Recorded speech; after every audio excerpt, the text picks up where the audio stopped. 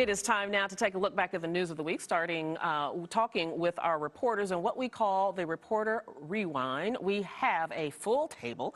Joining us here this week is Wendy L. Wilson, news editor of Essence Magazine, as well as Silvia Stanciu, who is a writer with Policymic. She also happens to be a law student. I don't know how you have time to be here. Also with us is Goldschein. He is editor of Sportsgrid, and back with us, and always good to see, freelance journalist Bob Meadows. Hello to all of you. Hello. Hello. You guys seem like you're afraid of us. They placed you way down there. Okay, we don't bite in this segment. Okay, we got a lot to talk about, so let's get started. Let's start off with the tragic end to the story of the missing Terralyn Monette. As we know, she went missing earlier in the spring, back in March, I believe it was, and they found her body in St. John Bayou just this past week. Wendy, I want to start with you. What are your thoughts on how long it took to find her car and body? Right. You know, it's very surprising that it took this long. I mean, she's been missing for going on, I believe, 3 months at this point. And I remember seeing her mom and her sister just pleading for information on television. And the fact that they found her so close to home is perplexing. I know that they checked the bayou, they say, before, and the police are saying that basically it's the equipment that is at fault. And that's the reason why it took so long. They actually found almost 24 cars in this bayou, which is also very weird. It is weird, and it was in the opposite direction of the route that they had predicted that she had taken. Sylvia, I know you have some thoughts about the procedure, the investigative procedure here. It is very important to note the fact that it seems like so many of police enforcement really are not really following the procedure as it's supposed to be. Something like this should not have been overlooked, and it's very important to potentially increase the kind of training that they receive so they don't overlook these kind of easy mistakes. I mean, you see, at least with the New York police, so many people are being shot by technicalities. I mean, victims are being shot by the police officers, not by the perpetrators in these houses. I mean, there was the case at Hofstra University, which is as tragic as can be. And definitely we have to increase the way that these police officers are being trained so they don't miss these kinds of things. It is so tragic, but it's got to be also frustrating. Very frustrating. And I mean, what else can you do in this situation but hope that people can take something from this and learn from it? You know, obviously drunk driving, you know, caused an unnecessary fatality here. And I hope that people can learn from this, and maybe friends can step forward and people can take more responsibility for either their actions, their friends' actions, and make sure that something like this doesn't happen again. And by just a point of fact, have they confirmed a blood alcohol in her? Do we know that she was driving drunk? No, but we're speculating. Yes. So I just want to make that. And that, you know, one of the points I do want to make is, at least it has an ending. I'm glad that her body was found. I'm glad it wasn't 4 months down the road. The police made a mistake. Absolutely. They were searching this area, and then they stopped and moved to another area because of, like you said, the surveillance showed they thought she went in a different direction. But I'm glad for her family that they can have her body, that it's over. It didn't take 10 years like in Cleveland, where the family, where the kidnapped girls were living in the street in the neighborhood, and they were never found. And like I said, it took 10 years. So I'm glad that we do have an ending to this situation. Yeah, and in this particular case, and then we're going to move on to something else, you know, it took one person who was willing to go that extra step. Right. Mark Michaud, I believe is his name. You know, he was willing to go out on his own time and look one more time in an area that had already been looked. And so it sort of raises the question, were enough resources put to it, were enough people really paying attention to prevent this from even taking, you know, 2 or 3 months as opposed to 10 years. Sure. Yeah. Absolutely. Yeah. Okay, let's move on to something else. And you guys are being so prim and proper and polite. I want you to jump right in because the next one is a little fun. So we want to talk about Chat Ochocinco. It was reported this week, of course, he was brought before the court because of a battery charge with his ex-wife, I believe, and then he was going to get off.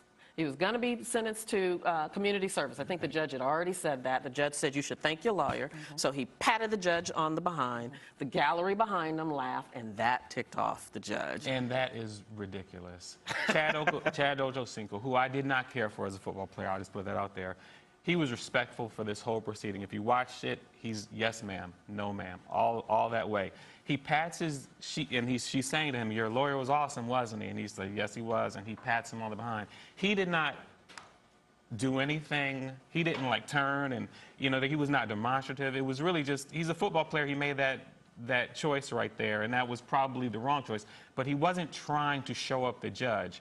Because the audience laughed, Chad didn't crack a smile, but because the audience laughed, she, probably not a sports fan, jumps on him and sentences him to 30 days. All That's right, Eric, I'm ridiculous. going to let you respond, but let me just slide this in here because I have a favorite saying that I love to say on this show is they should have known better. I mean, he was here for something very, very serious, and he should have had better judgment about his behavior. Okay, go ahead. I would say that at least it feels like karmic justice in a way. He didn't go to jail for his original crime. He didn't go to jail. He wasn't going to go to jail for violating his probation, which someone else, maybe named Chad Johnson, who's not a star football player, might have done.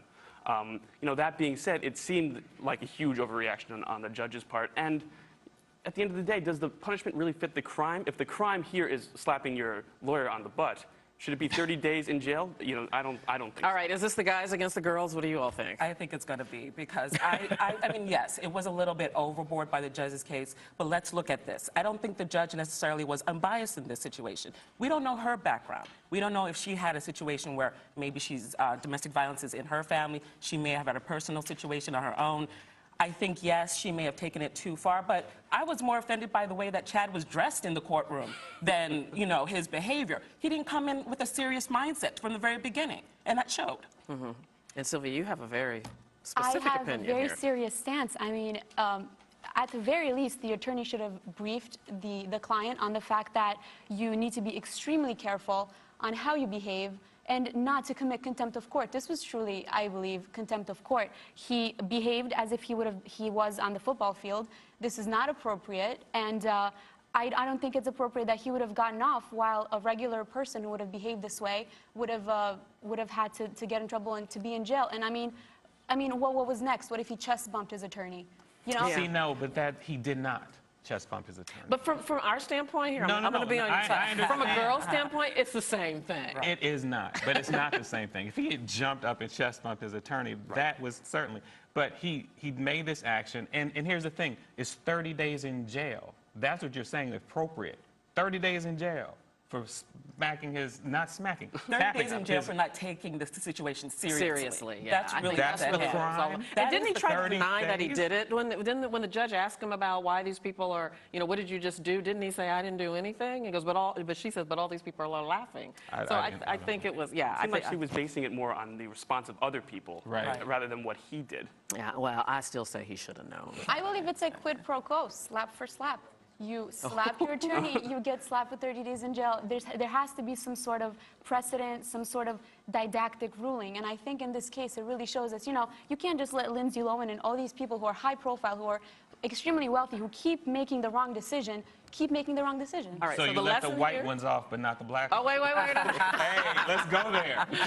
Here's the bottom line. She's in law school. She might end up on the bench. If you go before Sylvia, don't be smacking anybody on the behind. She's not going to show you any mercy. Okay, so let's get on to this weekend. This weekend is Father's Day. I'm still trying to figure out what to get my dad for Father's Day. But you have some thoughts about dad, the importance of dads. Sure, absolutely. I've been writing columns about fatherhood, the dad column for CafeMom.com for some time, and I have a son. I'm a dad now, and I owe it all.